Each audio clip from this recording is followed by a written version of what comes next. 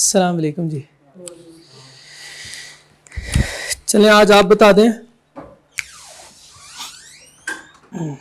बताएंगे revision lecture कौन सा है हमारा। रिवीजन लेक्चर इस चैप्टर का 4 है और चैप्टर नंबर भी 4 है।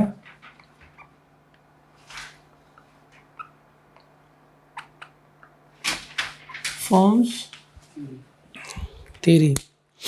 इस चैप्टर में पहले क्या पढ़ चुके हैं हम, रिकॉल करें, शाबाश। इस चैप्टर में पहले क्या हमने पढ़ा, कहाँ से शुरू किया था ये चैप्टर? प्रोडक्शन फंक्शन से शुरू किया था। प्रोडक्शन फंक्शन हमने पहले डिस्कस किया, उसमें हमने 2 लॉज भी पढ़े। कौन से 2 लॉज थे? एक को हमने नाम दिया था लॉ ऑफ वेरिएबल प्रोपोर्शन और दूसरा हमारा लॉ था law of returns to scale. उसके बाद हमने क्या डिस्कस किया? फॉर्म इक्विलिब्रियम की तरफ गए थे। रिवीजन लेक्चर नंबर 2 में हम फॉर्म इक्विलिब्रियम की तरफ गए। 2 के पार्ट ए में हमने फॉर्म इक्विलिब्रियम के लिए जो प्री कंडीशंस है, प्री मेजर कह लें आप, प्री रिक्विजिट कह लें, कि हमने पहले रेवेन्यू को डिस्कस किया, फिर हमने कॉस्ट में कॉस्ट के डायग्राम्स, कॉस्ट कर्व्स, उसको डिटेल में एक्सप्लेन किया, और फिर हमने 2b में फॉर्म्स डायग्राम्स और फॉर्म इक्विलिब्रियम को डिटेल में देखा था। और हमने सारे डायग्राम्स भी बनाई जो आपने घर जाके प्रैक्टिस की है उसको, बिल्कुल ठीक, शाबाश। और उसके बाद रिवीजन लेक्चर 3 में क्या क्या था? रिवीजन लेक्चर 3 में क्या पढ़ाया हमने? रिवीजन लेक्चर 3 में हमने पढ़ा था types of firms. Types of firm में कौन सी टाइप्स पढ़ी हमने? टाइप्स ऑफ फर्म्स में हम पढ़ चुके हैं टाइप्स ऑफ फर्म्स। जी शाबाश, बिल्कुल, परफेक्ट कंपटीशन। परफेक्ट कंपटीशन में फर्दर कौन सी टाइप थी? सर इसमें कोई टाइप नहीं है, परफेक्ट कंपटीशन में हमने कोई टाइप नहीं पढ़ी। शाबाश, बिल्कुल पूरे टाइम पे आए हो, अभी हमने शुरू किया। और हम ये पढ़ रहे हैं कि पर टाइप्स ऑफ फर्म्स में 2 टाइप्स ऑफ फर्म होती है। एक होती है firm operate under perfect competition और दूसरी टाइप होती है firm operate under imperfect competition. Imperfect competition, इन दोनों में डिफरेंस तो आपको नहीं पता होगा ना? क्या डिफरेंस है फिर बताएं। हाँ, इसमें सर प्राइस फिक्स होती है और इसमें प्राइस यूजुअली रिड्यूस होती हैं। अच्छा मुझे बताएं फिर इसका डिमांड कर्व कैसे बनता है? हाँ, स्ट्रेट लाइन बनता है, शाबाश, straight line parallel to x axis. और इसका डिमांड कर्व कैसे बनता है?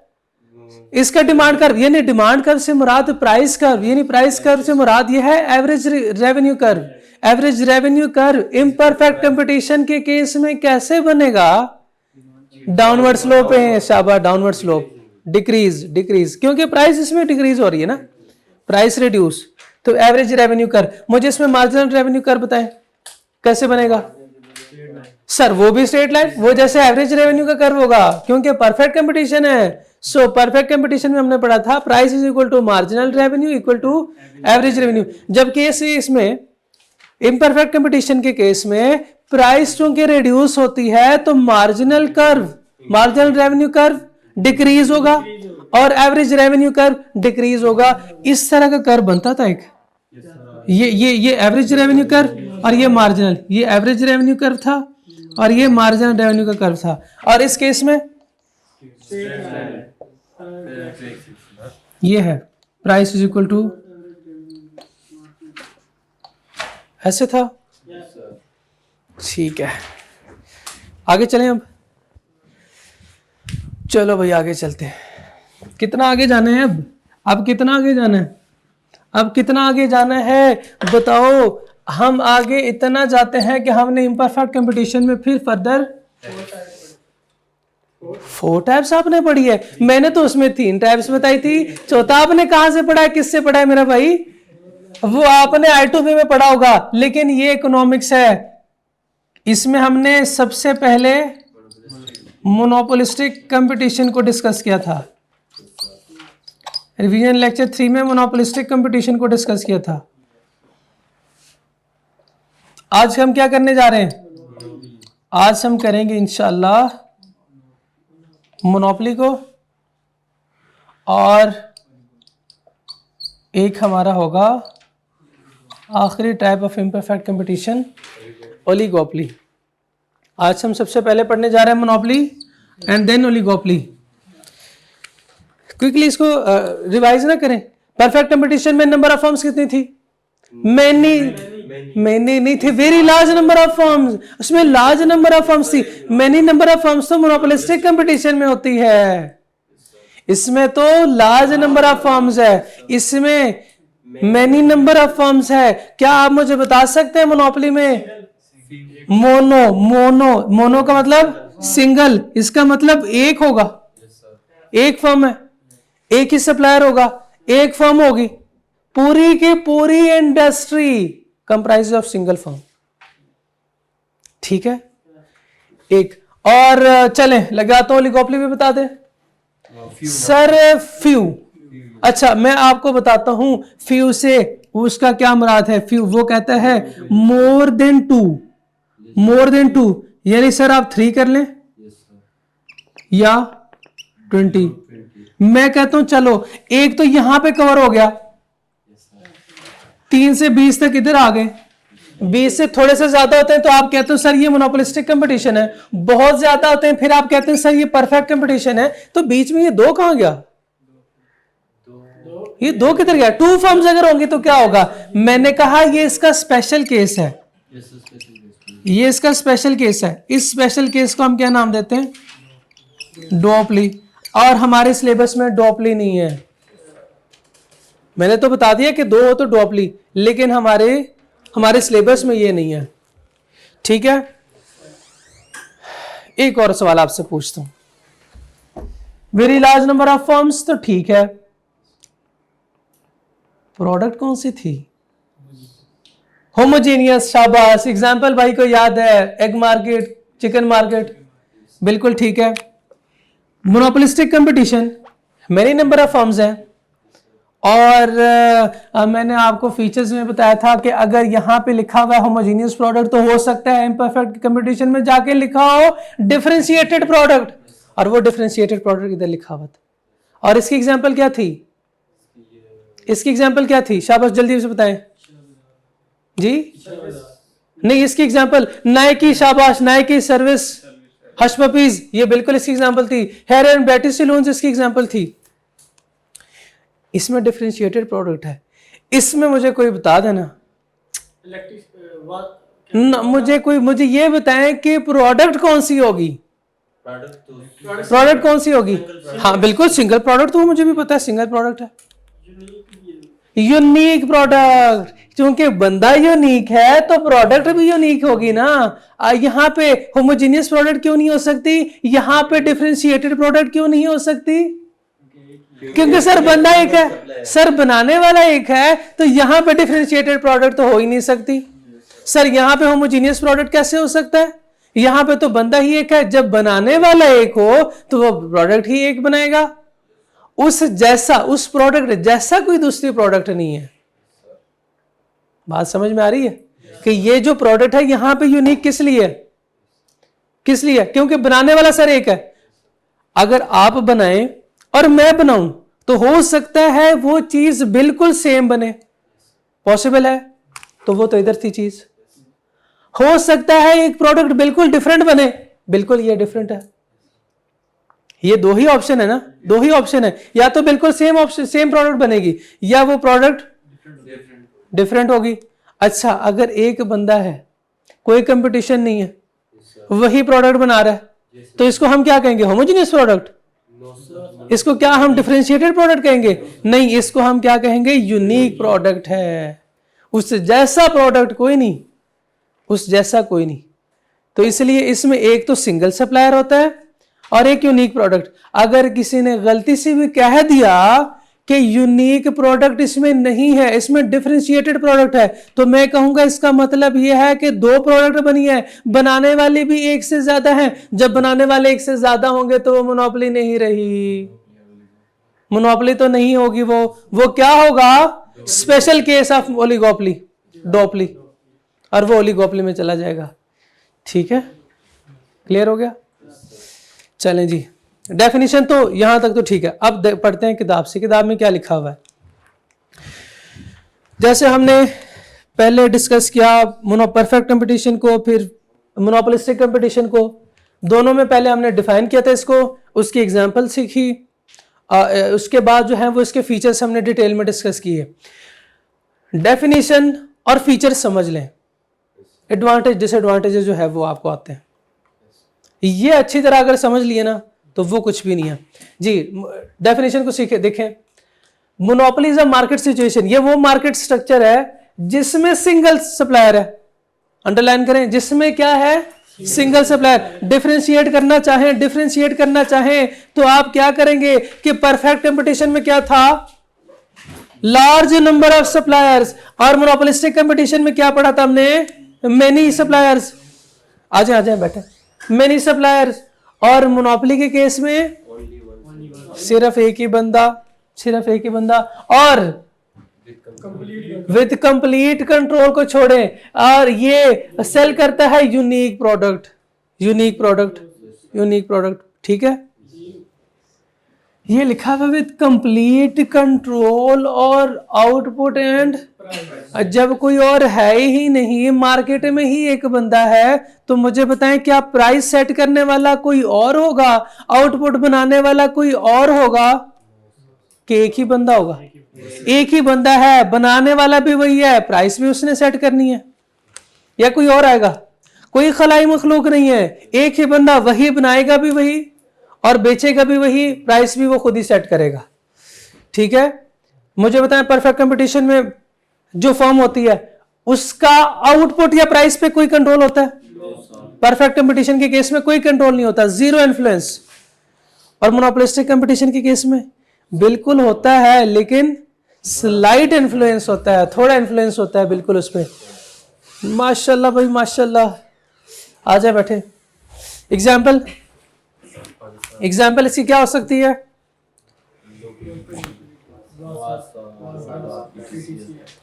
साथ वाले घर से तो पानी नहीं लेते आप?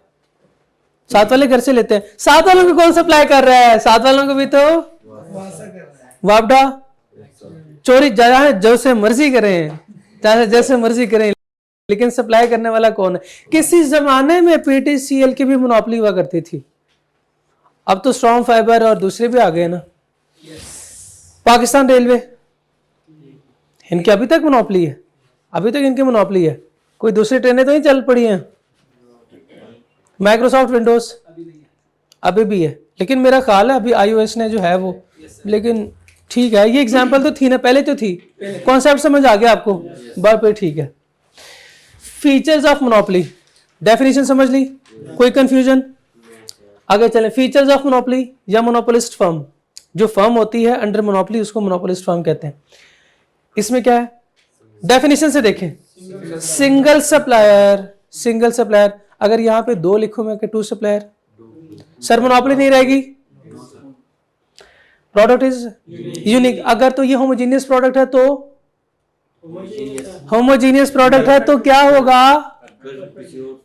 तो वो परफेक्ट में चले जाए। हाँ सर, वो उसकी कैरेक्टरिस्टिक्स है, क्योंकि फिर अगर होमोजीनियस प्रोडक्ट है इसका मतलब ये है कि बनाने वाले दो हैं, या दो से ज्यादा भी हो सकते हैं, एक नहीं है, इसलिए unique. There is no close substitute. मैं तो कहता हूं देयर इज नो सब्स्टिट्यूट, ये कहता है there is no close substitute. Very high barriers to entry, ये किसी को नहीं जीने देता। जैसे कोई सर उठाता है, ये sir firm is price maker, price set करने वाली भी ये फर्म खुद ही है। मुझे बताएं परफेक्ट कंपटीशन में क्या पढ़ा था हमने? Firms are price taker. और मोनोपोलिस्टिक कंपटीशन में क्या था? स्लाइटली इन्फ्लुएंस और प्राइस। इसका मतलब वो भी प्राइस मेकर है, लेकिन फुल कंट्रोल उनका प्राइस पे नहीं है, और इनका कंप्लीट कंट्रोल है और प्राइस। ये लिखा हुआ है कंप्लीट कंट्रोल और आउटपुट एंड प्राइस। फीचर्स भी clear, definition clear. Advantage disadvantage तो आपके बाएं हाथ का खेल है। एडवांटेज डिसएडवांटेजेस, किसके एडवांटेजेस पढ़ने? मोनोपोली के एडवांटेजेस पढ़ रहे हैं। अच्छा, इसके फायदे भी हैं, चलो देखते हैं इसका क्या फायदा है। अच्छा, जो फर्म होगी अंडर मोनोपोली वो कौन सा प्रॉफिट अर्न करेगी? वो कौन सा प्रॉफिट, हमने इधर भी पढ़ा था ना कि शॉर्ट रन में कौन सा प्रॉफिट अर्न कर रही है ये फर्म, पढ़ा था हमने कि भूल गए आप? चल नहीं पूछूंगा, मुझे पता है आप नहीं देख के आए, नहीं पूछता। चलें इधर बता दें, शॉर्ट रन में और लॉन्ग रन में बता दीजिएगा, खुद सोच के बताएं, खुद सोच के बताएं। क्या शॉर्ट रन में, पहले आसान आसान बातें पूछूंगा, सब नॉर्मल प्रॉफिट अर्न कर सकते हैं? Sorry, super normal profit earn कर सकते हैं? शॉर्ट रन में क्या ये फर्म जो है वो सुपर नॉर्मल प्रॉफिट अर्न कर सकती है? क्या ज्यादा प्राइसेस जो है वो चार्ज कर सकती है? क्या ज्यादा मुनाफा कमा सकती है? तो जब कमा सकती तो बोले ना यस सर। शॉर्ट रन में थोड़े अरसे के लिए सुपर नॉर्मल प्रॉफिट,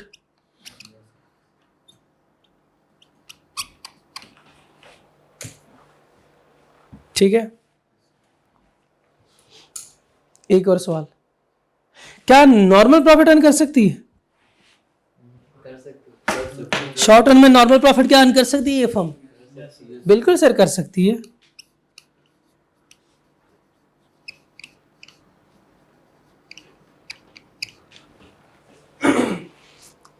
क्या थोड़े अरसे के लिए लॉस पे ये फर्म ऑपरेट कर सकती है?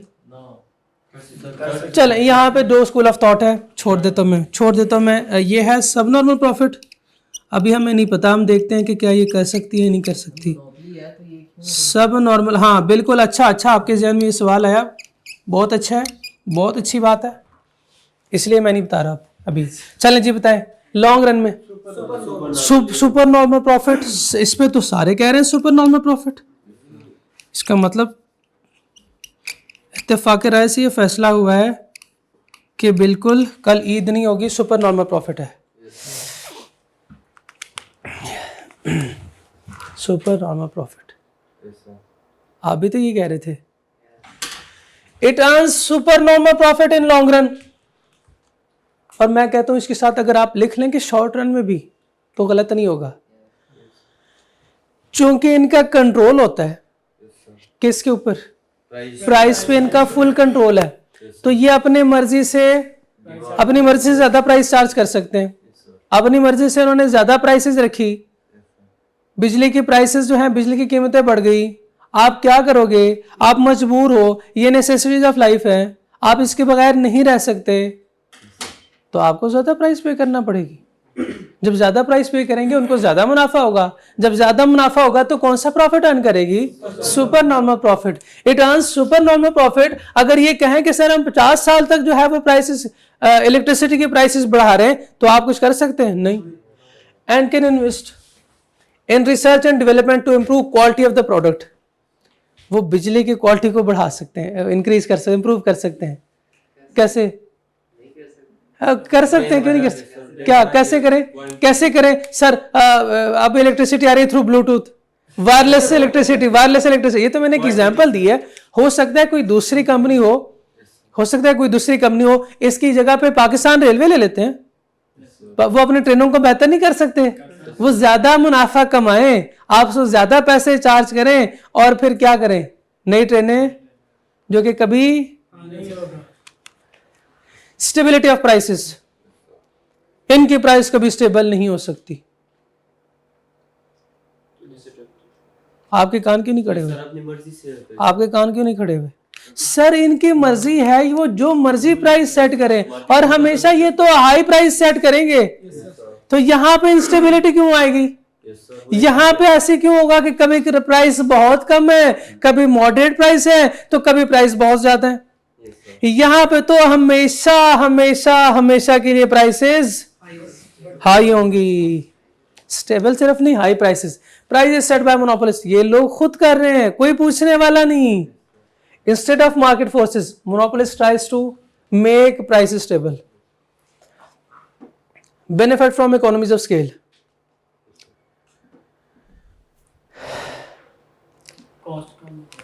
कैसे? कॉस्ट कम, बिल्कुल कॉस्ट कम होगी। इकोनॉमीज ऑफ स्केल का कॉन्सेप्ट आपको याद है, बिल्कुल अच्छी बात है, कॉस्ट कम होगी। कैसे? फॉर एग्जाम्पल मैं इसकी छोटी सी एग्जाम्पल दूंगा, आसान एग्जाम्पल है। मार्केट में 5 स्किल्ड वर्कर है, 5 स्किल्ड फोर्स है, लेबर फोर्स है। मुझे बताएं मार्केट में फर्म्स कितनी है? एक ही तो फर्म है। अब वो 5 बंदे कौन रखेगा? सारे यही रख सकता है, और कौन रखेगा? तो इसके पास स्किल्ड वर्कर है। जब इसके पास स्किल्ड लेबर है तो मुझे बताएं कि इसकी कॉस्ट कम हो जाएगी। क्या इसको अनस्किल्ड लेबर को रखना चाहिए? क्या रखे? पहले उनको ट्रेनिंग देनी पड़ेगी, उनको ट्रेनिंग देनी पड़ेगी, उनको ट्रेनिंग देनी पड़ेगी तो ट्रेनर को बुलाना पड़ेगा बाहर से ट्रेनर को भी बुलाना पड़ेगा, सर इनको ट्रेन करें, इनको चाय और वो सारा प्रोटोकॉल भी देना पड़ेगा। तो मुझे बताएं क्या कॉस्ट नहीं आएगी इस पे? तो जब कॉस्ट आएगी तो फिर तो काम खराब है ना। इसलिए हम कहते हैं कि अगर एक ही फर्म है और मार्केट में जो भी स्किल्ड फोर्स अवेलेबल है उसको अक्वायर कर लें, उससे उसकी कॉस्ट कम हो जाएगी। अच्छा, रॉ मटेरियल परचेज करने वाला भी एक है। अगर आज वो इनकार कर दे कि सर मैं नहीं कर रहा आपसे परचेज, जिसके लिए बना रहा है, जिसके लिए, क्योंकि सप्लायर ही एक है ना, उसका पैदा करने वाला मोनोपोली फर्म है ना, एक ही फर्म है। अब एक ही फर्म जो है इसने ऑर्डर दिया है ट्रेनों की बोगियों का। अब जब वो नहीं खरीदेगा तो फिर क्या बच्चे खरीदेंगे वो चलाने के लिए? खिलौने तो नहीं ना बच्चों के ये तो वो ट्रेनें हैं जो उधर चलती है, ठीक है, ये असल वाली ट्रेन है, तो वो दूसरी नहीं है। तो वो जब वो उनसे कहेंगे कि सर माजरत है मैं आपसे नहीं खरीद रहा, तो उसने रॉ मटेरियल का क्या करना है? जाया हो जाएगा उसका। तो ये मुझे बताएं क्या उस पे इसका इन्फ्लुएंस होगा कि नहीं इस प्राइस पे नहीं, मैं हिसाब से इस प्राइस पे खरीदूंगा? क्योंकि रॉ मटेरियल वाला तो एक नहीं है ना, रॉ मटेरियल वाला तो एक से ज्यादा हो सकते हैं, लेकिन रॉ मटेरियल परचेज करने वाला उनसे वो सिर्फ एक ही बंदा है। इतनी एग्जांपल काफी है। इंटरनेशनल कॉम्पिटिटिवनेस, ये फर्म चूंकि एक ही है इधर, और दूसरी बात ये कि एक ही बड़ी फर्म है जो कि पूरे कंट्री को चीजें सप्लाई कर रही हैं, तो मुझे बताएं क्या ये इंटरनेशनली ये फर्म ऑपरेट कर सकती है? बिल्कुल, ये इतनी बड़ी फर्म है कि ये इंटरनेशनली भी ऑपरेट कर सकती है। अब लॉन्ग टर्म अप्रोच, ये तो चाहेंगे 2 दिन के लिए कमाएं, 2 दिन की जिंदगी, मैंने सुना था 4 दिन की जिंदगी है, 2 दिन तो इकोनॉमिक्स की क्लास में गुजर गए, अब 2 दिन जो है सुपर नॉर्मल प्रॉफिट अर्न करते हैं और उसके बाद मर जाएंगे। नहीं, वो चाहेंगे हम भी खाएं, हमारी नस्लें भी खाएं, ठीक है, लॉन्ग टर्म अप्रोच। तो ये जो भी डिसीजन लेते हैं, जो भी इन्वेस्टमेंट करते हैं, वो long term investment and decisions are made considering long term approach. Source of, यानी ऐसे नहीं होगा कि ये जो ट्रेन वाले हैं पाकिस्तान रेलवे, ये कोई एक सर्विस शुरू करें, फॉर एग्जांपल शटल सर्विस साथ शुरू करें कि 1 महीने के लिए हम शटल सर्विस देंगे, उसके बाद बंद कर देंगे, इसके लिए करोड़ों की इन्वेस्टमेंट करें। पॉसिबल है? वो कहेंगे क्या हमें फायदा कोई नहीं। Source of essential public utilities, मुझे बताएं ये बड़े मगरमच्छ बैठे हुए हैं, तो ये कोई आखिरत के लिए भी कोई नेक काम भी तो कर सकते हैं ना, ये कोई नेक काम भी करें। वो कहें चलो हमारी वजह से क्या हो रहा है कि जब ट्रेन चलती है इसकी वजह से शोर भी बहुत होता है, ये ट्रेनें हमारे धुआं बहुत छोड़ती है, हम ऐसे करते हैं साथ में क्या लगाएं, दरख्त लगा दें। करना चाहिए इनको, बिल्कुल ये लोग करते भी हैं। और अगर कोई फैक्ट्री है, कोई इंडस्ट्री है, तो वो उससे जो है वो जब चीजें बनेंगी तो धुआं निकलेगा, वो धुआं जो है वो क्या है, खतरनाक है, तो उसके लिए वो फिल्टर प्लांट लगा दें। कर सकते हैं कि फिल्टर, स्मोक फिल्टर जो है वो फिट करें, तो बिल्कुल उनको करना भी चाहिए। या इसके साथ कोई दूसरा भी कर सकते हैं कि पब्लिक पार्क्स बनाएं, या कोई ट्रीज जो है वो सुनामी ट्रीज जैसे वो था, इस तरह का प्रोजेक्ट वो शुरू कर सकते हैं। इतने एडवांटेजेस आपने पढ़े, चलो कोई इसके डिसएडवांटेज भी पढ़ लेते हैं, सिर्फ फायदे ही पढ़ेंगे। इसका सबसे बड़ा नुकसान जो है वो है प्राइस डिस्क्रिमिनेशन। किसी हद तक मुझे इसमें फायदा नजर आ रहा है, किसी हद तक मुझे इसमें प्राइस डिस्क्रिमिनेशन में भी फायदा नजर आ रहा है, वो मैं बताता हूं जब मैं प्राइस डिस्क्रिमिनेशन पढ़ाऊंगा। तो फर्क प्राइस में फर्क, ये देखिए हायर प्राइसेस, क्या ये हाई प्राइस चार्ज करते हैं? सबसे बड़ा मसला तो यही है कि ये लोग high prices higher as compare to other market structure. कौन सी है अदर मार्केट स्ट्रक्चर? कौन सी है? ओलिगोपोली, मोनोपोलिस्टिक कंपटीशन और परफेक्ट कंपटीशन। इसमें मुझे बताएं प्राइस क्या होती है? कम होती है इसमें, और इसमें हाँ इतनी ज्यादा नहीं होती जितनी इधर होती है, और इस केस में भी ऐसा ही है। एक रीजन क्या है? नंबर ऑफ सेलर्स, बिल्कुल नंबर ऑफ फर्म ज्यादा है। डिक्रीज्ड कंज्यूमर सरप्लस, कैसे कंज्यूमर सरप्लस बताएं जी। ये सर ये कोई काम नहीं करता जो वेलफेयर के काम होते हैं, एक ही है, मतलब मार्केट में अपना नाम बनाने के लिए। मार्केट में नाम बनाने के लिए तो नाम तो इनका पहले भी है, अब बनाने की जरूरत ही नहीं है क्योंकि ये एक ही फर्म है। अब बताएं जल्दी से, शाबाश। कोई फाउंडेशन वगैरह नहीं चला रहे होते? फाउंडेशन का कोई चक्कर नहीं, अवाम मर रही है, इनको पता है कि महंगाई बहुत ज्यादा हो गई है। इधर वो बिजली की प्राइसेस भी बढ़ा रहे हैं, लोगों की तनख्वाह 10,000 है, लोगों का बिल 50,000 है। हम क्या करें? ये कहता हम क्या करें, ना खाएं लोग, फिर मर जाएं जाके। ठीक है, इस अप्रोच पे चल रहे हैं, इस अप्रोच। ये इनका सबसे बड़ा मसला है, इनको गरीब का नहीं पता। ये खुद तो सुपर नॉर्मल प्रॉफिट अर्न कर रहे हैं, ये तो अमीर लोग हैं। ये गाड़ी से कभी उतरे, फिर देखे ना कि बाहर कितनी धूप है। वैसे धूप का मसला कोई नहीं, लेकिन ये नहीं देखते। डिसइकोनॉमीज ऑफ स्केल सर, एडवांटेज में इकोनॉमीज ऑफ स्केल और यहां पे डिसइकोनॉमीज ऑफ स्केल। जी शाबाश, बताएं जल्दी करें। कॉस्ट कैसे ज्यादा होगी? पहले पढ़ा कॉस्ट कम होगी, आप कहते हैं कॉस्ट ज्यादा हो जाएगी।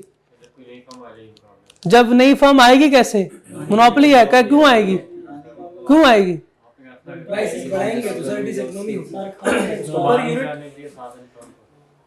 ये बात बिल्कुल दुरुस्त है, ये बात मेरे दिल को, ये एक एग्जांपल हो सकती है, ये आगे जाके भी मैं दे सकता हूं। अच्छा, ये मोनोपोली क्या हमेशा इनकी मोनोपोली रहेगी या कोई दूसरी फर्म भी आ सकती है? क्या इन्होंने बाहर गुंडे खड़े किए हुए कि कोई नहीं आ सकता? वो जैसे कोई आता है तो वो ऐसे है, पैसे देके निकाल। क्या ऐसे है? नहीं, ऐसे नहीं हो सकता है। ये देखो, ये प्रोफेशनल लोग होते हैं, ये आप जैसे नहीं होते। आप भी तो प्रोफेशनल हैं। नहीं, मेरी जगह पे कोई नहीं बैठेगा, ये मेरा दोस्त है, सिर्फ मैं ही बैठूंगा। भूल गए आप कल वाला शेर? हाँ, उसकी मर्जी वजह से पास बैठा ले अपने। या आपका दोस्त, आपका साथ वाला? हाँ जी। तो मुझे बताएं, कोई दूसरी फर्म आ सकती है? बिल्कुल आ सकती है, कोशिश कर सकती है, आ सकती है। लेकिन जैसे फर्म आएगी तो ये क्या करेंगे? ये अपनी प्राइसेस, हम पढ़ेंगे अभी, हम पढ़ने जा रहे हैं ये, इसमें पढ़ेंगे अब। वो उसमें किधर गया वो, बैरियर्स में, या इनएफिशिएंसी की भी टाइप्स हमने पढ़नी है। बैरियर्स टू एंट्री में पढ़ेंगे हम कि ये क्या है कि प्राइसेस अपनी बहुत रिड्यूस कर देते हैं। उस वक्त क्या होगा उनको? प्राइसेस रिड्यूस करेंगे, और जब वो फर्म वापस भाग जाएगी फिर अपनी, इसका मतलब यह है थोड़े अरसे के लिए अपनी प्राइस को रिड्यूस करेंगे, थोड़े अरसे के लिए प्राइस को रिड्यूस करेंगे। इसका मतलब 2 दिन के लिए अपनी प्राइस को रिड्यूस करेंगे, 2 हफ्तों के लिए रिड्यूस करेंगे, और हो सकता है 2 महीनों के लिए अपनी प्राइस को रिड्यूस करें। इसका मतलब यह है कि 2 महीनों के लिए वो सब नॉर्मल प्रॉफिट अर्न कर रहे होंगे। तो ये मुझे क्यों करवाया आप लोगों ने? तो क्यों करवाया फिर आपने? नॉर्मल प्रॉफिट क्यों अर्न करेंगे? वो भाई कह रहे हैं सब नॉर्मल प्रॉफिट अर्न करेंगे। और भाई मेरे, सब नॉर्मल प्रॉफिट अर्न करेंगे तो क्या शॉर्ट रन में सब नॉर्मल प्रॉफिट अर्न नहीं किया उन्होंने? क्या शॉर्ट रन में उनको नुकसान नहीं हुआ? सर, लेकिन कब तक ये रखेंगे? जब तक दूसरी फर्म भाग ना जाए। जब तक दूसरी फर्म भाग ना जाए। नुकसान हाँ करते रहेंगे। और मैं अभी आपको बताऊंगा, दूसरी फर्म ज्यादा देर वहां पे अपने पैरों पे खड़ी नहीं रह सकती, ठीक है। ये चूंकि एक बहुत बड़ी फर्म होती है, एक बहुत बड़ी फर्म होती है, ये नहीं। फॉर एग्जाम्पल ये इलेक्ट्रिसिटी, मैंने जैसे एग्जांपल दी थी कि अगर बाहर से कोई बंदा आए, कहे पाकिस्तानियों आज से आप लोगों ने चिंता नहीं करनी, मैं आ गया हूं, अब जो है वो बिजली मैं प्रोवाइड करूंगा। मैंने कहा ठीक है करो भाई। उसने क्या किया, खंबे लगाए, तारें बिछाई, सारा कुछ हो गया। बाद में उसे पता चला पाकिस्तान में तो पानी नहीं है पानी खत्म हो गया। क्या करेगा वो, क्या करेगा, अब वापस कैसे भागेगा? सारे खंबे जो है वो ऐसे फोल्ड करेगा, एक बोरी में डालेगा और आपसे कहेगा सर आप उधर से वो तार पकड़े, इसको फोल्ड करें और ये भी मेरे साथ बोरी में डालें और चलें। ये इंफ्रास्ट्रक्चर है और ये बहुत बड़ा बिजनेस है। कैसे करेंगे पूरे पाकिस्तान में? छोड़ देगा सारा कुछ।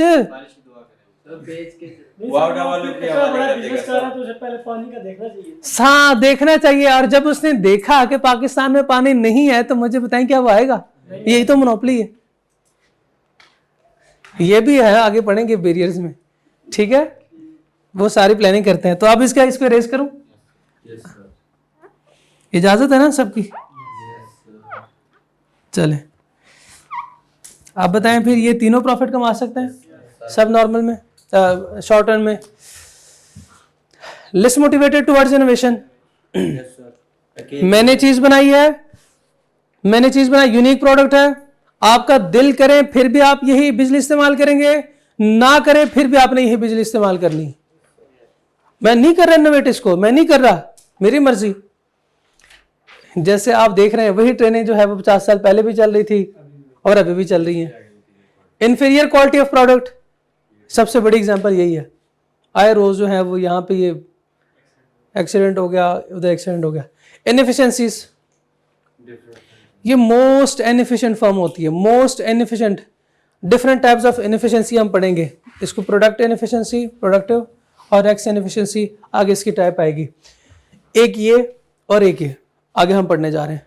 प्राइस डिस्क्रिमिनेशन मैंने आपको बताया क्या है, ये डिफरेंट प्राइसेस चार्ज करना। चलें उससे पहले हम पढ़ते हैं क्या barriers to entry in monopoly. क्या बाहर जो है वो गुंडे खड़े होंगे? फिर से मेरा वही सवाल, बाहर गुंडे होंगे? दरवाजे पे वो खड़े हुए हैं, आप क्लास में नहीं आ सकते? नहीं, ऐसा कुछ नहीं होगा। ये प्रोफेशनल लोग जरा प्रोफेशनल तरीके से इनको रोकेंगे, प्रोफेशनल तरीके से रोकेंगे। कैसे रोकेंगे? एक है regulatory barriers. Government of Pakistan ने कहा सर आप यहां पे क्लिनिक नहीं खोल सकते, सर आप रेलवे नहीं चला सकते, सर आप इस तरह के इंफ्रास्ट्रक्चर जो है वो नहीं रन कर सकते। हम मना कर रहे हैं। जब वो मना कर दें तो कौन है आपको इजाजत देने वाला? तो गवर्नमेंट ऑफ पाकिस्तान भी आपको मना कर सकती है, ठीक है। आप इसके साथ आपने ब्रैकेट में लिखा होगा बाय गवर्नमेंट। लीगल बैरियर्स, इसके साथ लिखें ब्रैकेट में बाय लॉज। मुझे बताएं अगर आपकी कोई प्रोडक्ट है और आपकी मोनोपोली है, आपकी है, तो वो प्रॉपर्टी किसकी है? आपकी। उस पे सारे राइट्स आपके पास हैं। अगर उसको कोई कॉपी करना चाहे तो क्या करेंगे आप? फौरन जाके उसके खिलाफ केस करेंगे। तो मुझे कॉपी कर रहे हो, मुझे तुम कॉपी नहीं कर सकते। पेटेंट्स, कॉपीराइट्स इसको कहते हैं, कॉपीराइट्स और लाइसेंसेस। अगर आप कोई बिजनेस किसी भी एरिया में कोई भी बिजनेस शुरू कर रहे हैं, वहां की अथॉरिटी से आपको पहले इजाजत लेनी पड़ती है। ये इजाजतनामा है, ये इजाजत आपको एक कागज देते हैं, वो है लाइसेंस, कि सर आप अभी ये बिजनेस कर सकते हैं। देयर आर ये इजाजतनामे to allow certain activities to certain firms only. Certain activities है certain firm, other firms can not do such business, other firms can not do such activities. Extraction of mineral resources, हो सकता है किसी एक को इजाजत मिल जाए, ठीक है आप करें, आप जो है वो नेचुरल रिसोर्सेज को एक्सट्रैक्ट करें, लेकिन सबको ये इजाजत नहीं मिलेगी। आप जाएं गवर्नमेंट ऑफ पाकिस्तान से कहें सर मुझे इजाजत दे दें, वो आपको इजाजत नहीं देगी। हर किसी को कोई भी मुंह उठा के चला जाए तो इजाजत नहीं देगी। मुझे बताएं जब गवर्नमेंट की तरफ से इजाजत नहीं मिली तो क्या इस इंडस्ट्री में कोई दूसरी फर्म एंटर हो सकती है? Structural barriers. अब वो जो एग्जांपल थी ना बिजली वाली एग्जांपल कि बाहर से वो फॉरेनर आया था, वो है स्ट्रक्चरल बैरियर्स। यानी उस बिजनेस का स्ट्रक्चर ही ऐसा है कि कोई इतनी आसानी से जो है वो बिजनेस शुरू नहीं कर सकता। मुझे बताएं इसकी कॉस्ट क्या, थोड़ी सी कॉस्ट होगी, 1 लाख 2 लाख 1.25 लाख में जो है वो ये बिजनेस बंद शुरू हो जाएगा? नहीं, पूरे पाकिस्तान में वही खंबे लगाने आपने, पूरे पाकिस्तान में तारे बिछानी है आपने। High fix cost of infrastructure required to start business.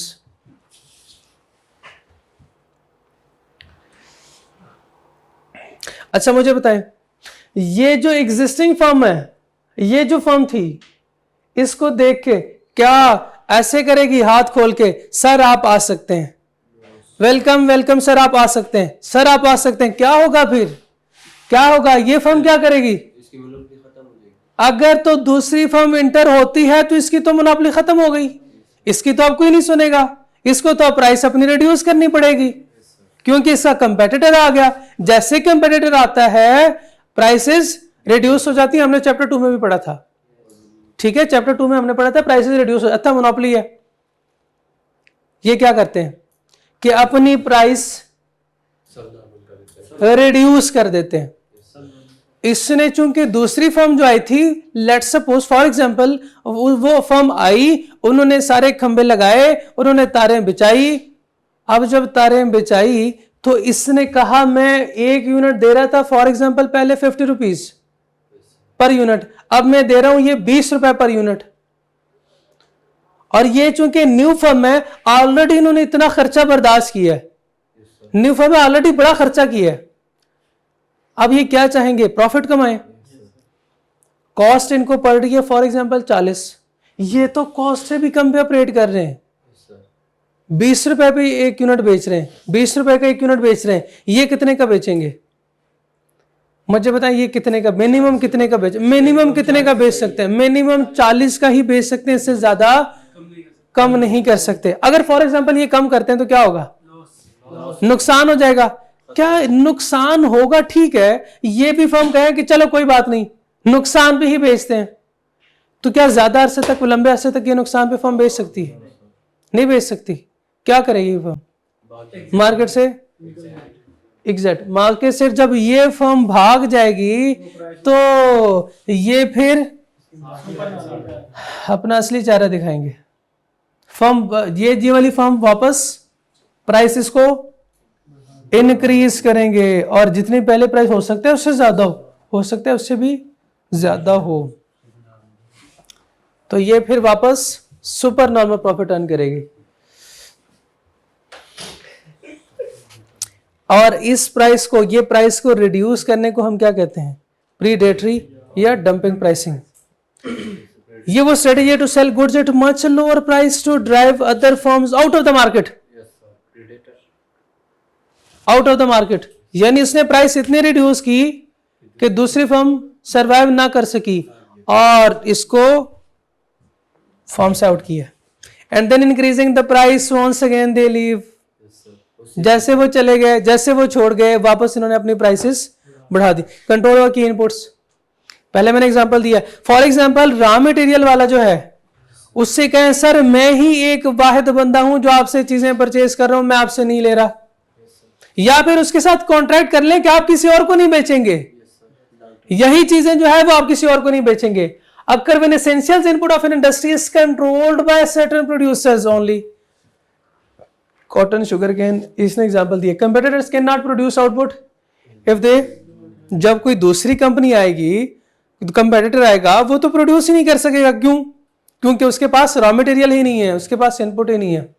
Cost management, cost चूंकि बहुत ज्यादा होती है, ये एक छोटी सी फर्म नहीं होगी। अगर ये पूरी कंट्री को ये सप्लाई कर रहा है ना, ये एक वाहिद बंदा, तो इसका मतलब ये बंदा कोई छोटा बंदा नहीं है, ये फर्म कोई छोटी फर्म नहीं, बड़ा बिजनेस है। Firm management is cost to do the business in cheaper way as compare to others, क्योंकि सारे स्किल्ड लेबर फोर्स भी इनके पास है, सारी हैवी मशीनरी भी इनके पास है, इनके पास अच्छे से अच्छे जो है वो सप्लायर भी हैं, रॉ मटेरियल जो सप्लाई कर रहे हैं, सारे कॉन्ट्रैक्ट भी इनके पास हैं।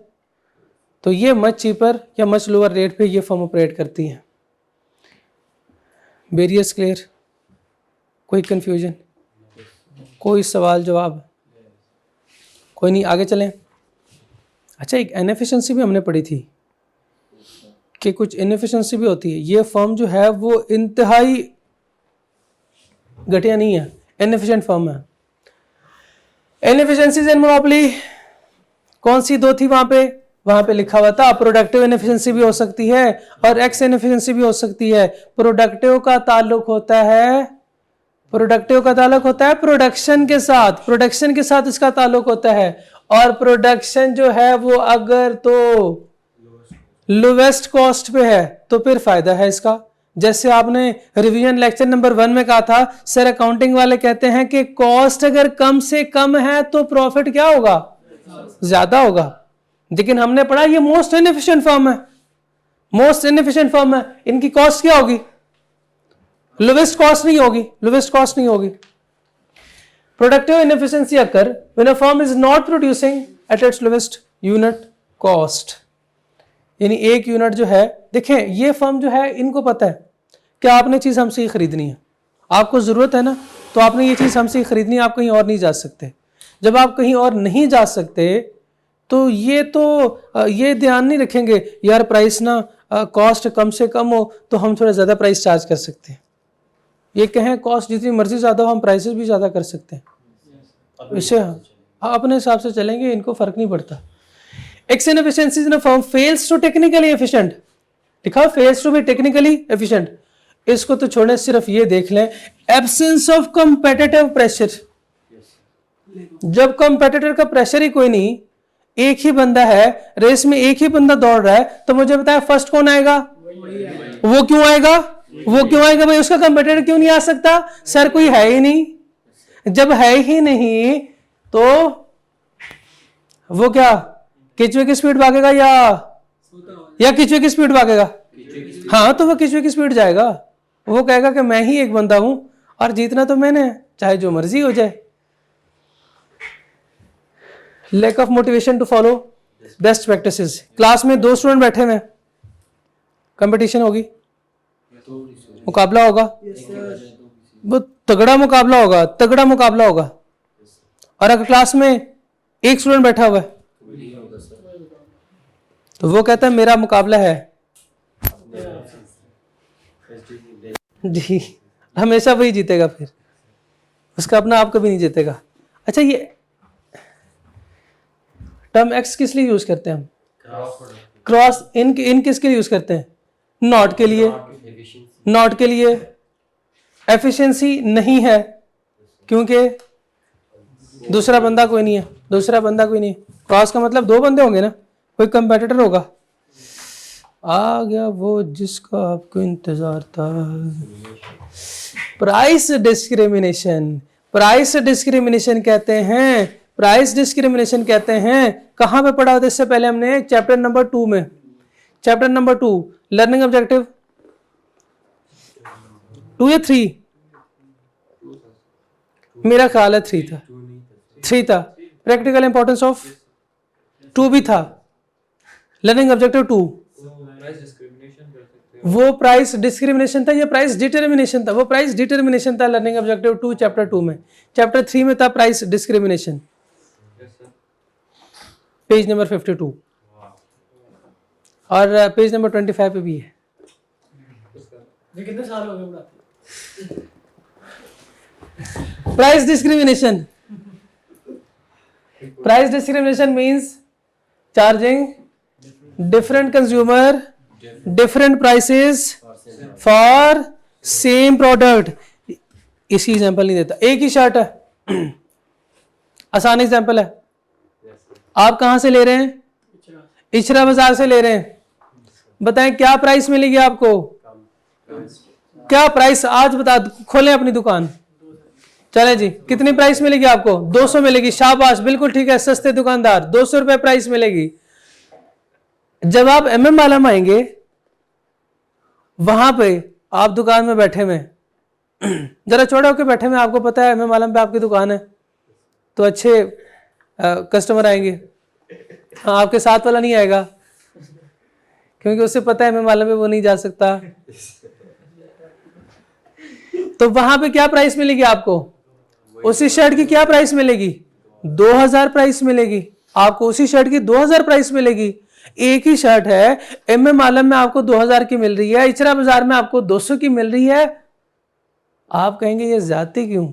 इस ज्यादती नहीं है, इसको प्राइस डिस्क्रिमिनेशन कहते हैं इकोनॉमिक्स में।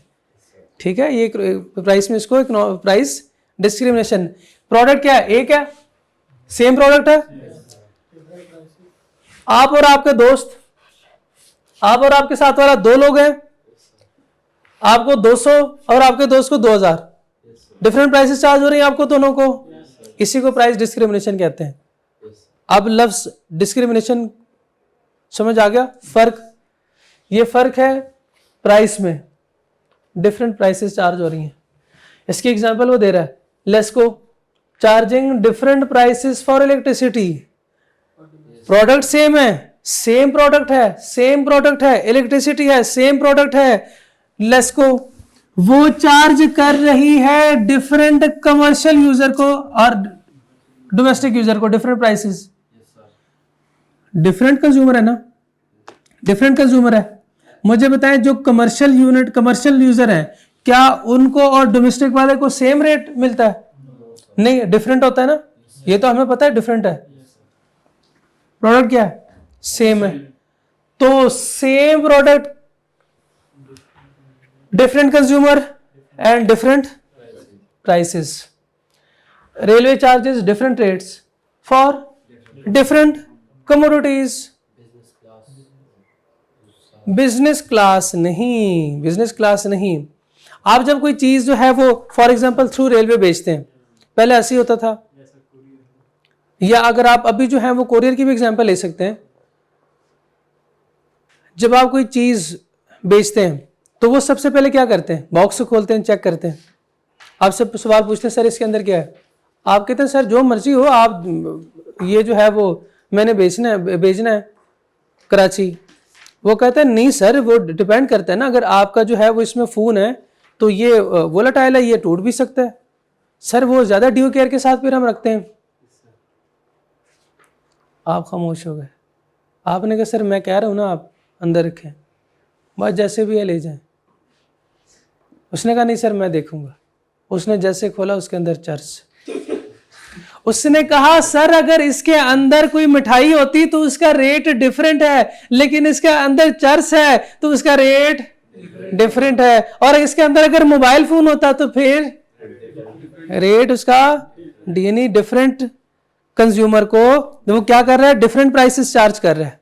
ठीक है, अच्छा रेलवे हैं, बंदा भी पकड़ा जाता बंदा भी पकड़ा जाता। हाँ, अगर आपके पास मोबाइल होता तो फिर उसको देने की जरूरत ही नहीं, अपने जेब में डालो, पहुंच के दूसरे भाई को दे दीजिएगा। Different prices of movie hotel room on weekend and other days of week.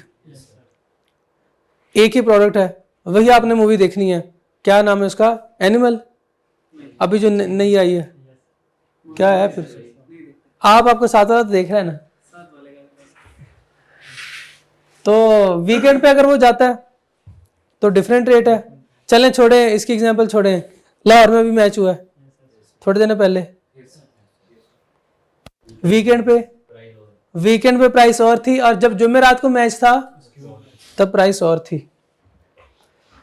और वीकेंड पे आपको पता है हाई प्राइस होती है, क्योंकि उनको भी पता है कि अवाम, लाहौर के अवाम जो है वो तो पागल है, और इनको पता भी है ये लोग खेल रहे हैं और हम देख रहे हैं। वो खुद कह रहे हैं भाई हम खेल रहे हैं, फिर भी आप लोग देख रहे हो।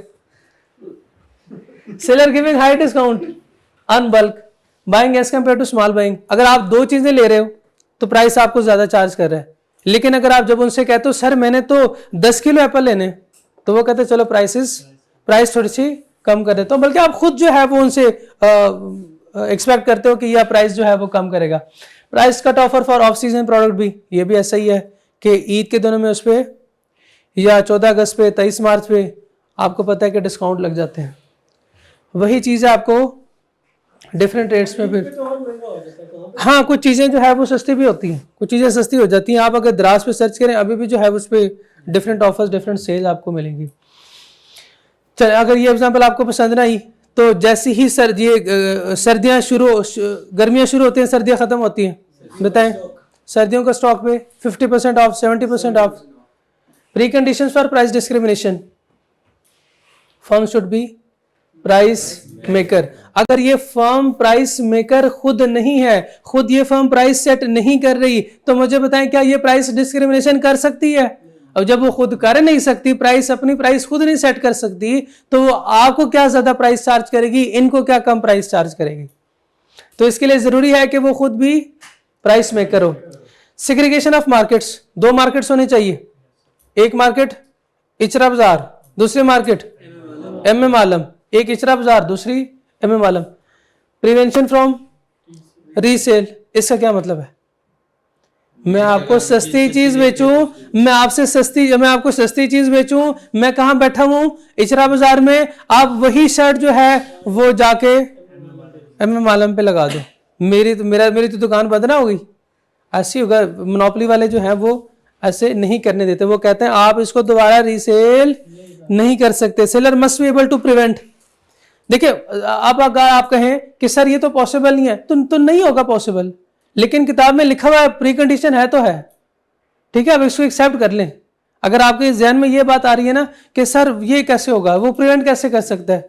जब मैंने आपसे चीज परचेज कर ली, मैंने आपसे खरीद ली, उसके बाद तो ये मेरी प्रॉपर्टी है, मैं जो मर्जी करूं उसके साथ। नहीं सर, ये सोलर पैनल वाले जो एक्स्ट्रा बिजली होती है इनके पास, ये तो बेचते हैं अपना वाले को। मैं वही कह रहा हूं कि हो सकता है कि वो ना बेच सकते हो, या हो सकता है वो बेच भी सकते हो। अब किताब ने कह दिया सो कह दिया, अब वो प्रिवेंट कर सकते होंगे, इसलिए तो उन्होंने कहा है ना, वो किसी तरह, हाँ होना ऐसे ही चाहिए, होना ऐसे ही चाहिए। अब एक्चुअली क्या हो रहा है वो तो मुझे भी नहीं पता, ना आपको पता है। इसके वो कॉपीराइट वाला भी तो लग ही सकता है, लग सकता है ना, इसलिए वो जो है उसको प्रिवेंट कर रहे हैं। तो इसलिए उन्होंने कहा था कि ये क्या है, सेल नहीं हो सकता। अब हम ये करने जा रहे हैं, और ये है कॉन्सेप्ट, क्या है इसका, how firm uses price discrimination to maximise revenue. Maximise revenue यानी वो ये कह रहा है कि जो दो मार्केट्स थी, नहीं इसमें एक चीज रह गई, इसमें एक चीज रह गई,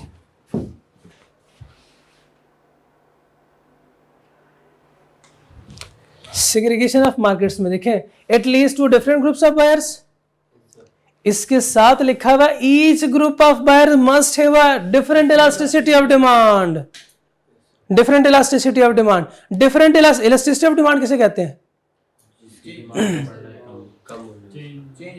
जिसकी डिमांड चेंज हो, बस इतना कॉन्सेप्ट याद है।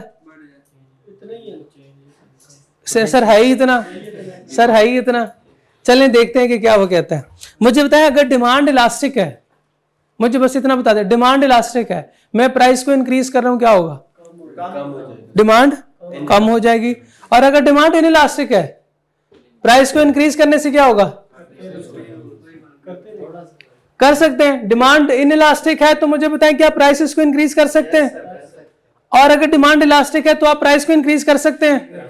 और अगर आप रैशनल कंज्यूमर है, एक जो है वो बाअकल आप फर्म है, प्रोड्यूसर है, तो इलास्टिक डिमांड के केस में आप क्या करेंगे? प्राइस को इंक्रीज करेंगे या डिक्रीज करेंगे? प्राइस को डिक्रीज करेंगे। प्राइस को स्लाइटली डिक्रीज करेंगे तो डिमांड ज्यादा, इलास्टिक है ना, तो डिमांड ज्यादा चेंज होगी, और चेंज होके बढ़ जाएगी, इंक्रीज हो जाएगी। Yes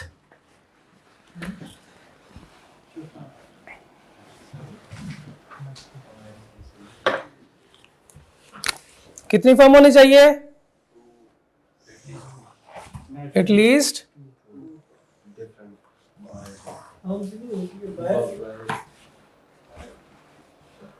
to market. एक मार्केट है,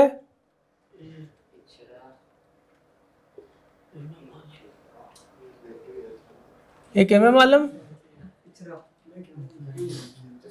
और दूसरी फर्म है दूसरी मार्केट इचरा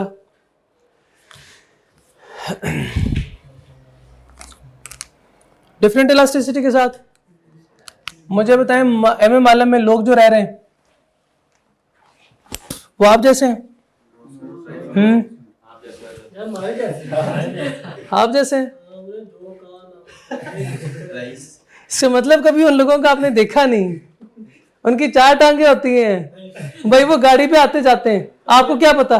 जी आप भी तो उनकी कैटेगरी में फिलहाल फॉल कर रहे हैं, जो कि आपको क्या पता?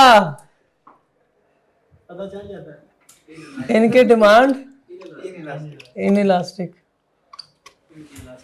और इचरे वालों की और आपकी ये डबल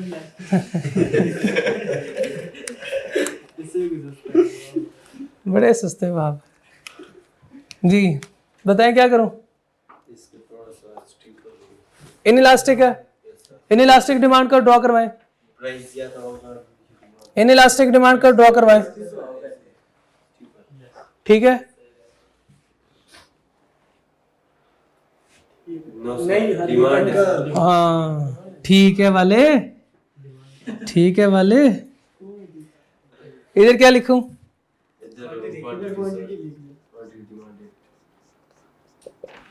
और इधर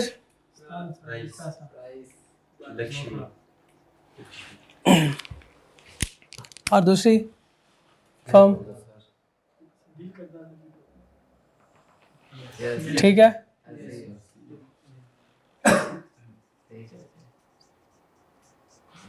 सही किया, चलो शुक्र है। यह है प्राइस। मुझे बताएं कोई इनिशियली कोई प्राइस होगी? होगी ना, होनी चाहिए ना?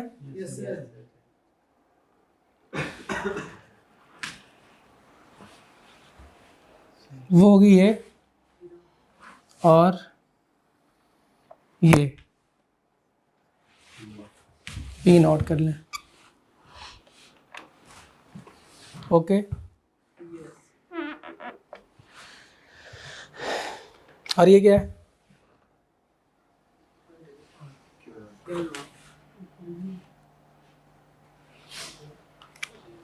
क्वांटिटी। डिमांड इन इलास्टिक है, क्या करना चाहिए मुझे?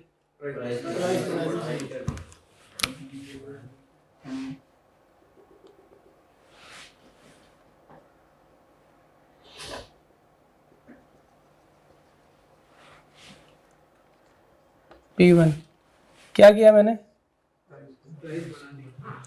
मैं प्राइस बढ़ाऊंगा, डिमांड इन इलास्टिक है तो ज्यादा पैसे कमाऊंगा ना। ये हिस्सा मैंने कमा लिया, ये सारा लॉस क्या किया? पहले ये क्वांटिटी थी, अब ये क्वांटिटी मैंने लॉस की है, प्राइस मैंने ये गेन किया। और जब इलास्टिक डिमांड है, प्राइस को क्या करूं?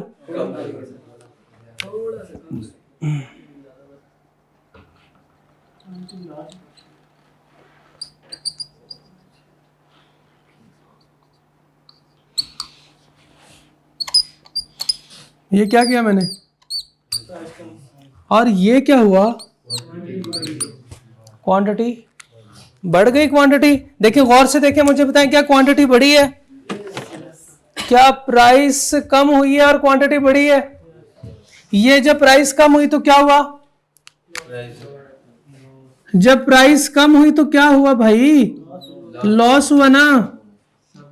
और ये क्या है? ये डिमांड बढ़ गई तो क्या हुआ? फायदा हुआ, मुझे फायदा हुआ। और इधर भी बता दें, ये क्या है? प्राइस की वजह से मुझे, प्राइस बढ़ने से मुझे फायदा हुआ और क्वांटिटी के कम होने से मुझे लॉस हुआ। मुझे बताएं, ये गेन ज्यादा है या लॉस ज्यादा है? ये गेन के मुकाबले में लॉस है, लॉसी है?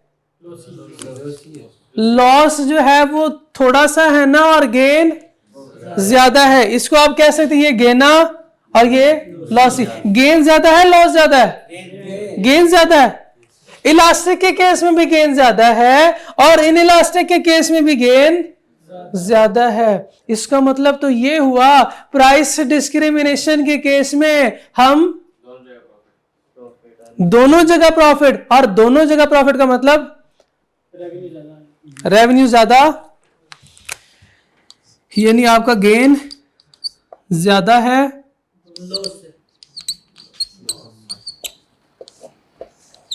यही तो मैंने साबित करना था, यही तो साबित करना था।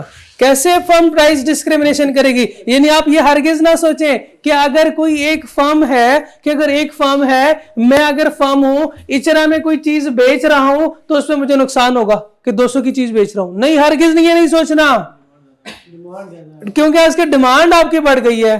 और आपने ये भी नहीं सोचना कि मैं अगर इनइलास्टिक है, मैं मालूम में चीज बेच रहा हूं, मैं प्राइस को इंक्रीज करूंगा तो मेरी डिमांड कम हो जाएगी, फिर मुझे नुकसान हो जाएगा। ऐसे नहीं सोचना। प्राइस डिस्क्रिमिनेशन में दोनों जगह पे आपको फायदा हो रहा है, गेन नजर आ रहा है कि गेन ज्यादा है। इसका मतलब ये हुआ अगर इचरा में प्राइस ज्यादा करूंगा तो फिर क्वांटिटी नुकसान की तरफ जाऊंगा। हाँ बिल्कुल, इचरा में अगर आप प्राइस ज्यादा करते हैं तो फिर आपको नुकसान होगा। देख लेते हैं भाई की बात, देखते हैं कि साबित तो हम कर सकते हैं कि नहीं कर सकते। ये देखें,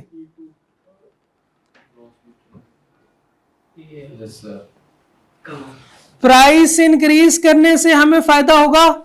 एक चीज पहले, एक चीज होगा, बिल्कुल होगा P2 प्राइस बढ़ने से पहले चीज में 10 रुपए की बेच रहा था, अब मैं वही चीज 20 रुपए की बेच रहा हूं। फॉर एग्जांपल 10 रुपए का फायदा हो रहा है, लेकिन उससे नुकसान कितना हुआ कि पहले जो लोग आ रहे थे देख के जा रहे हैं, शाबाश, विंडो शॉपिंग कर रहे हैं, बिल्कुल ठीक, विंडो शॉपिंग कर रहे हैं। अब ये तो मुझे आया है गेन, और ये लॉस आ गया, शाबाश, बिल्कुल ठीक, लॉस, ये गेन ही, ये तो गेन ही आई। अब तो लॉस ज्यादा और गेन कम, तो हमें क्या करना चाहिए इलास्टिक के केस में? इलास्टिक प्राइसेस को रिड्यूस करना चाहिए। अब अगर आपने तस्वीर लेनी है तो ले लें। एक सेकंड अब इसकी लेक्चर में स्क्रीनशॉट ले लेंगे। ठीक है, हो जाएगा रात तक आ जाएगा जी। A monopolist can increase its supernormal profit, increase its supernormal profit by charging higher price in market where demand is inelastic। Sir हमें पता है कि जब डिमांड इनइलास्टिक होती है तो हम ज्यादा प्राइस चार्ज कर सकते हैं, और जब डिमांड इलास्टिक होती है तो हम प्राइस कम करके भी ज्यादा मुनाफा कमा सकते हैं। ये था प्राइस डिस्क्रिमिनेशन, और प्राइस डिस्क्रिमिनेशन अंडर मोनोपोली देख लें। और मुझे बताएं कि मोनोपोली के केस में ये लॉन्ग रन है, शॉर्ट रन है? कैसे पता चला आपको? नहीं, ये तो सुपर नॉर्मल प्रॉफिट है sir. Long run super normal profit है, हो सकता है लॉन्ग रन भी हो सकता है, शॉर्ट रन भी हो सकता है, लेकिन है सुपर नॉर्मल प्रॉफिट, क्योंकि हमने वहां पे देखा कि शॉर्ट रन में भी सुपर नॉर्मल प्रॉफिट पॉसिबल है और लॉन्ग रन में। क्या ये सुपर नॉर्मल प्रॉफिट नहीं है? क्या ये रेवेन्यू ज्यादा और कॉस्ट कम नहीं है? तो जब रेवेन्यू ज्यादा होता है और कॉस्ट कम होती है तो फिर क्या होता है? Super normal profit. और शॉर्ट रन में तीनों केसेस पॉसिबल हैं। तो क्या मुझे दोबारा ये सारी डायग्राम ड्रॉ करने की जरूरत है? अगर किसी को है ना तो वो जाके revision lecture 2B part B सुन लें, ठीक है। आखिरी टाइप ऑफ फर्म्स, ओलिगोपोली। चलें बता दें कितने बंदे थे? कितने बंदे थे? फ्यू। और फ्यू कितने? और फ्यू कितने? More than 2 but less than. हाँ, फिर हमने कहा सर अगर 2 हैं तो फिर industry in which there are only 2 dominant firm is called, और ये स्पेशल टाइप ऑफ ओलिगोपोली है, ठीक है। आपसे कोई पूछे कि ये कौन सी फर्म है तो आप बताएं कि ये डोपली जो है ये स्पेशल केस है। किसका? ओलिगोपोली का स्पेशल केस है, ठीक है। ओलिगोपोली वो मार्केट स्ट्रक्चर है जिसमें कितने सेलर्स होते हैं? दो से ज्यादा फ्यू सेलर और फ्यू को वो डिस्क्राइब कर रहा है कि 2 से ज्यादा और 20 से कम। अगर ये परफेक्ट कंपटीशन हो तो गुड्स होमोजेनियस, शाबाश होमोजेनियस। और अगर ये मोनोपोलिस्टिक कंपटीशन है तो डिफरेंशिएटेड, अगर ये मोनोपोली है तो यूनिक, और अगर ये ओलिगोपोली है तो substitute goods. And are interdependent on each other, एक दूसरे पे ये डिपेंड करते हैं। इंटरडिपेंडेंट ऑन ईच अदर का मतलब ये है एक दूसरे पे डिपेंड करते हैं। एक दूसरे पे कैसे डिपेंड करते हैं आगे डिस्कस करते हैं इसको। या मैं इसी एग्जांपल भी, एयरलाइन मार्केट, क्या एयरलाइन मार्केट में एक बंदा है? एक ही फर्म है? नहीं। क्या सर बेतहाशा फर्म्स है? यस सर, 20 से ज्यादा है, 20 से कम होंगे, 2 से ज्यादा होंगे और 20 से कम। Car makers, automobile industries, mobile companies, cellular phones या कंपनीज, बिल्कुल देख लें आप बेशक कितनी से में 6-7 है। इसमें आती है मोबाइल कंपनी। मोबाइल कंपनीज देख लेना कितनी है, 20 के अंदर ही है। उस दिन क्लास में मैंने आपको दिखाई तो थी, आप नहीं थे उस दिन, क्या था कि तो फिर हमने यहाँ पे लिखे नहीं थे। एक ही कंपनी में कर दिया। हाँ, एक ही कंपनी, क्योंकि वो एक ही कंपनी है, उनके डिफरेंट मॉडल्स थे, वो डिफरेंट मॉडल्स थे, तो वो थे कोई 8-10 कंपनीज है। Oil and gold producers, OPEC इसकी एग्जांपल हो सकती है, आप लिख सकते हैं। मीडिया इंडस्ट्री, मीडिया इंडस्ट्री एक ही है, एक ही फर्म है, इसमें सिर्फ जियो न्यूज चल रहा है आपके घर में, या आप एयरवाई भी चला रहे हैं। बेवरेजेस, बोतलें, मशरूबात, बेतहाशा है ये? नहीं, बेतहाशा नहीं है, बेतहाशा नहीं है, कंपनीज कम है। हाँ, मशरूबात भी, हाँ सब्स्टिट्यूट भी है। बेवरेजेस में बताएं, सब्स्टिट्यूट है, कोक है, पेप्सी है, स्टिंग है, कोला नेक्स्ट है, ड्यू है, मिरिंडा है, ये सब्स्टिट्यूट है। मीडिया इंडस्ट्री में एयरवाई है, लाहौर न्यूज है, जियो न्यूज है, समा न्यूज, दुनिया news, oil and gold producer, ये भी आपको पता है। Mobile companies, Nokia, Oppo, Samsung, iPhone, cellular phone companies, ये भी एक ही बात है, इसमें कोई डिफरेंस नहीं है। या अगर आप कह लें कि सर इसमें कोई फर्क है, तो मैं कहूंगा कि टेलीनॉर, जोंग, जैज, ये जो है सेलुलर फोन है। Car makers, Honda, Suzuki, Toyota, 2 से ज्यादा हो गए, अब 20 से कम आप नहीं गिनवा सकते मुझे। Airline market, Shaheen airline, air blue, Etihad, fly Emirates, 2 से ज्यादा हो गए और 20 से ये कम है। Features of oligopoly, definition clear? इधर से कुछ डिराइव करते हैं। Few large firm sellers, in oligopoly there are few large firms with high market shares, high market shares. ये जो फर्म होगी, बड़ी बड़ी फर्म्स होगी ना मार्केट में, ऐसे है ये छोटी छोटी फर्म्स होगी, इतनी इतनी छोटी छोटी नहीं, बड़ी बड़ी फर्म हो सकती है जो पूरी मार्केट को कैप्चर कर रही है। बिल्कुल ठीक है। नेचर ऑफ प्रोडक्ट बताएं।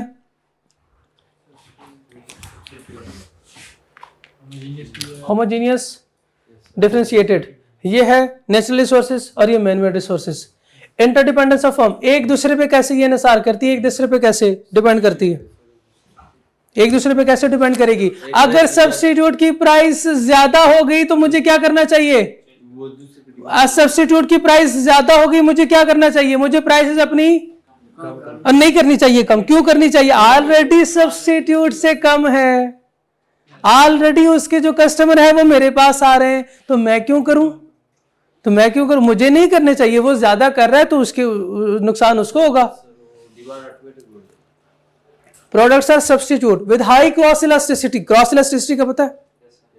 एक अपनी प्राइस को इंक्रीज करेगा, दूसरे की डिमांड बढ़ जाएगी। एक थोड़ा सा प्राइस को कम करेगा,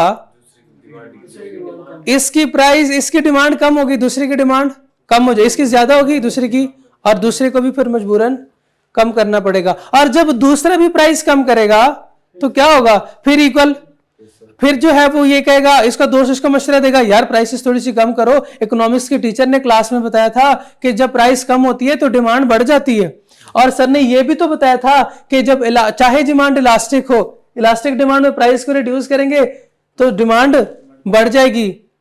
उसने कहा ठीक है। दूसरे ने कहा सिर्फ तुमने इकोनॉमिक्स पढ़ी हुई है, मैं भी तो उस दिन क्लास में था, मैंने भी पढ़ी हुई है, मैं भी ऐसे ही कर लेता हूं। ऐसे करते करते ये इनको पता ही नहीं, प्राइस वार शुरू हो गई है, ये जंग शुरू हो गई है। बचपन वाला जाती हाँ शाबाश, अब वो मेरे बचपन की कहानियां ना सुनाओ इधर। If a firm reduces its price to increase its market share, rivals, competitors will also decrease prices. Competitor भी prices reduce करेगा। क्लियर हो गया? प्राइस वॉर शुरू हो जाएगी फिर। Indeterminate demand curve, indeterminate demand curve, the pattern of demand curve, इसको सुन ले बाद में बता। The pattern of demand curve is not definite. Demand curve में show different behaviour with different changes in price.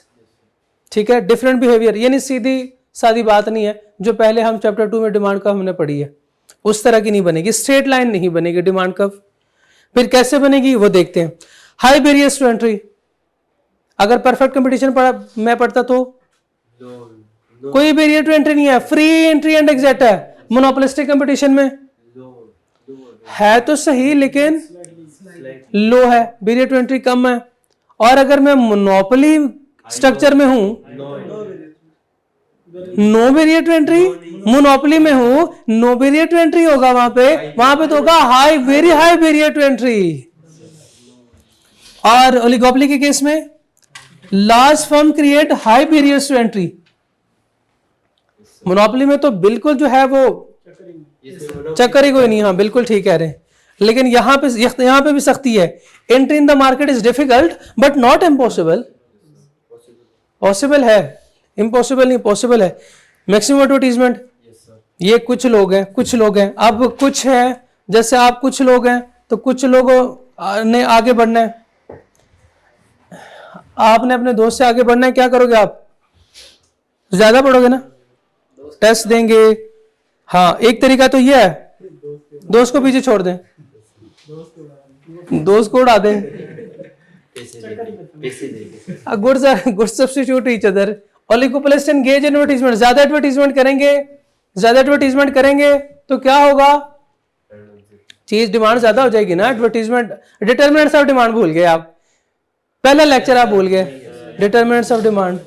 उसमें हमने पढ़ा था एडवर्टीजमेंट से क्या होगा, अगर सक्सेसफुल एडवर्टीजमेंट होगी तो डिमांड बढ़ जाएगी। अच्छा, ये एडवर्टीजमेंट कैसे करते हैं?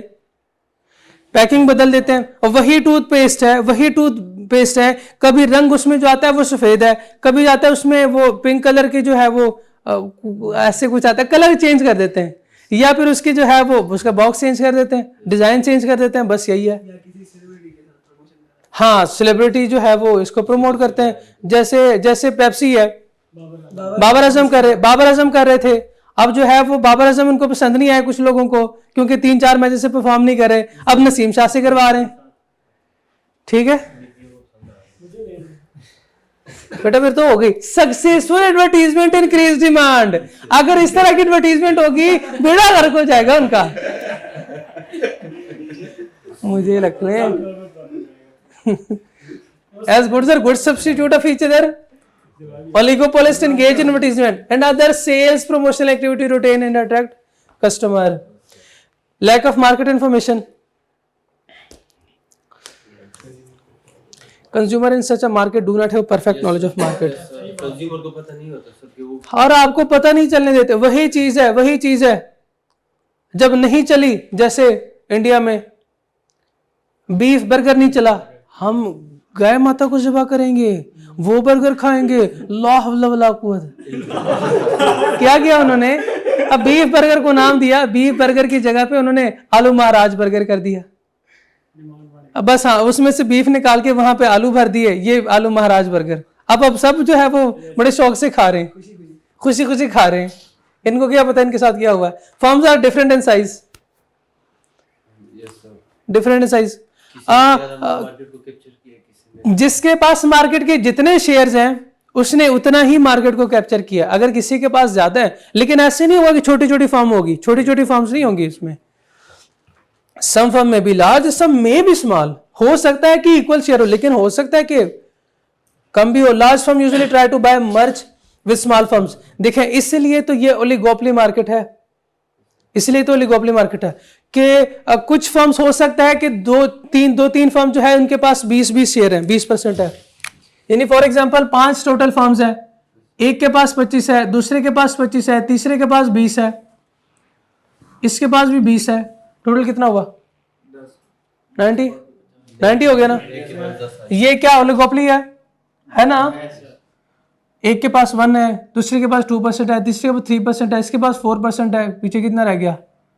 पूरा हो गया, पूरा हो गया, 10 पूरा हो गया ना। ये इसने क्या किया, इनको एक्वायर कर लिया, सारों को खरीद लिया।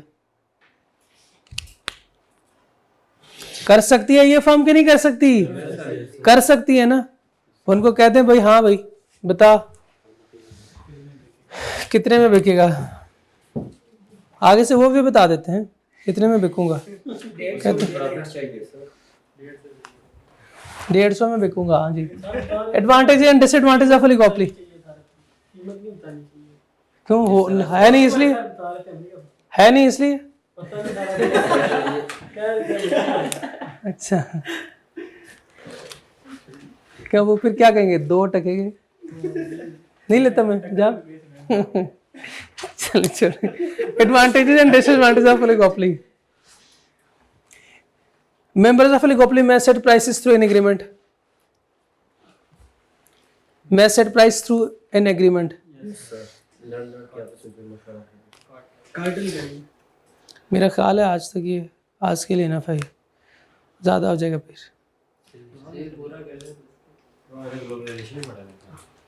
जी, वो कल आधे घंटे में कर लेंगे, आज वो आधे घंटे में कल हो जाएगा, ये इसके साथ ही कर लेंगे। कार्टल भी रहता है ना, वो तो फिर और हो जाएगा। 4 लेक्चर अभी हुए हैं इसके साथ, किस्तों में मैंने किए थे। अगर किसी ने कोई एक स्पेसिफिक टॉपिक देखना हो तो उसके अंदर देख लें, ठीक है ना। वो छोटा सा हिस्सा है